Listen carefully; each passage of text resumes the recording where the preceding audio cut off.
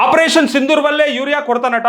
Russia Ukraine Iran Israel యుద్ధాల వల్లే తెలంగాణకు యూరియా సరిపడి రాలేదు. కేసీఆర్ హయాంలో యుద్ధాలు లేవు, కొరత లేదు.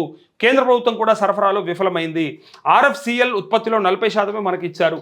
యూరియా కొరత నిజం, అందుకు చింతిస్తున్నా అంటూ కొరత కారణాలు ఏంటో మీరే తెలుసుకోండి అని చెప్పి అంటూ ఇక్కడ కోటా పూర్తిగా వచ్చే వరకు మంత్రిగా పోరాడుతా రైతుల ముసుగులో ఆందోళన చేస్తున్న బీఆర్ఎస్ఏ యూరియా సంక్షోభంపై వ్యవసాయ మంత్రి తుమ్మల అంటూ ఇక్కడ ఆయన ఏమంటున్నారంటే యూరియా కొరతనే లేదు, రోడ్డు మీదకి వస్తున్న వాళ్ళు రైతులే కాదు అన్న వ్యవసాయ మంత్రి తుమ్మల చివరకు నిజం ఒప్పుకున్నాడు. రాష్ట్రంలో యూరియా కొరత ఉన్నమాట వాస్తవమని అంగీకరించారు. ఇప్పుడు సోయి వచ్చింది, ఇప్పుడు నిద్రలేసారు అన్నట్టు. ఏది పెరిగినా కొద్దీ ఇప్పుడు అర్థమైంది అన్నట్టు. మొన్నటిదాకా అయితే అసలు కొరత లేదు, కానీ బయటకు వచ్చిన వాళ్ళంతా బీఆర్ఎస్ వాళ్ళు లేదా బీజేపీ వాళ్ళు ప్రతిపక్షం వాళ్ళే.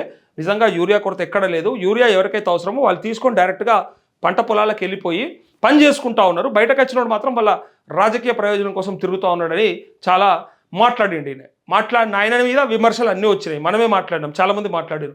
అరే కొంచెమన్నా సిగ్గుందా నీకు, ఏం మాట్లాడుతున్నావు? ఇక్కడ మహిళలు ఆడ చెప్పులు పెట్టుకొని నిలబడు, ఆధార్ కార్డులు పెట్టుకొని నిలబడు, ఆ క్యూల రాత్రిపూటకి ఇక్కడ ఏందా ఇదేంది, ఇది ఏ టైం ఇది? ఎన్ని వీడియోలు తీసినా జాగారం చేస్తుంది రైతులే అంటూ. పోనీ వీళ్ళు రైతులు కాదని చెప్పమని చెప్పి ఈ పోలీసులని చెప్పమని చెప్పు, ఇంటెలిజెన్స్ ఉంది కదా వాళ్ళ ద్వారా తీసుకోమని చెప్పు, ఎవరు రైతులు ఎవరు కాదని. యూరియా బస్తాల కోసం రాత్రనక పగలనక రైతులు పడిగాపులు పడుతున్నారు. మెదక్ జిల్లా దుబ్బాక మండలం కేంద్రంలోని సహకార కార్యాలయం వద్ద ఆదివారం రాత్రి దృశ్యం ఇది. ఉదయం నుంచి లైన్లో నిలబడిన యూరియా దక్కలేదని, సోమవారమైనా దొరక్కపోదన్న ఆశతో ఇక్కడనే పడుకున్నామని రైతులు చెప్పారు. యూరియా కోసం జాగారం చేసిన వాళ్ళలో మహిళలు కూడా ఉన్నారంటూ ఇక్కడ మహిళలు కూడా ఉన్నారట. అసలు నాకు ఒకటి అర్థం కాలే, ఈ పరిస్థితి మనం గతంలో ఎప్పుడన్నా చూసినామా? రాత్రిపూట గీ చెప్పుల లైన్లు పెట్టుకొని కూసవాల్సిన అవసరం, నిలబడాల్సిన అవసరం, ఆ చలికి దుప్పట్లు కప్పుకొని ఏం ఇబ్బంది పెడుతుర్రా రైతులని? ఏం గోస ఉచ్చుకుంటుర్రా? అది ఏం మాట మాట్లాడతారా మీరు? అసలు ఏం చెప్పారు మీరు? మళ్ళీ ఏ రోజులు వచ్చినాయి, మళ్ళీ ఏడికి తీసుకొచ్చారు కథ? గతంలో చూసిరా ఎప్పుడన్నా? గత 10 ఏళ్ళల్లో ఎన్నడన్నా మనం ఇట్లా, నేను 10 ఏళ్ళల్లో అంటే అంతకంటే ముందు ఉమ్మడి ఆంధ్రప్రదేశ్లో చూసినాం. ఈ దొంగల ప్రభుత్వమే ఉన్నప్పుడు చూసినాం. అప్పుడు కూడా ఉమ్మడి రాజశేఖర రెడ్డి ఉన్నప్పుడు జర నయం ఉంటుండే.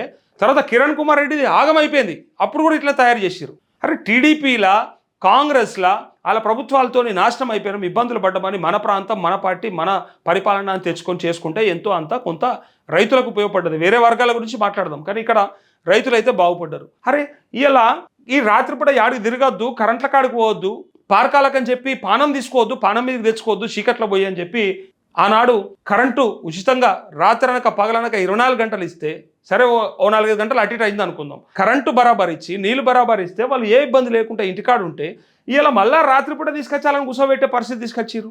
అది పొద్దు లేదు రాత్రి లేదు. ఇక యూరియా బస్తా కోసానికి మళ్ళీ దీన్ని ఏదో కావాలని కృత్రిమ కొరత అని ఎవరి మాట వాడు మాట్లాడతాడు. మళ్ళీ ఇలా వాళ్ళే ఒప్పుకోరని చెప్తారు ఇక్కడ. ఇగో మరి ఇక మీరు మొన్న మాట్లాడిన దానికి ఇలా మీరు చెప్పేదానికి తెలివి నీకుందా లేదా, సోయుందా లేదా అని అడిగేదానికి సమాధానం చెప్పుకోవాల్సి వస్తుంది. యూరియా అడిగిన రైతుపై కాంగ్రెస్ పిడిగుద్దులు. వర్ధనపేట జనహిత పాదయాత్రలో ఘటన. ఎరువుల కొరతపై నిలదీసిన యువ రైతు చుట్టుముట్టి చితకబాదిన కాంగ్రెస్ శ్రేణులు. పిసిసి అధ్యక్షుడు పార్టీ రాష్ట్ర ఇన్ఛార్జ్ ముందే ఘటన అంటూ ఇక్కడ చూడుర్రి. తల్లిదండ్రుల తరపున యూరియా కోసం లైన్లో నిలబడ్డ నల్గొండ జిల్లా శివారు కేశరాజ్పల్లి విద్యార్థి పాయిలి మిథిలేష్ అయినా బస్తా దొరకలేదు.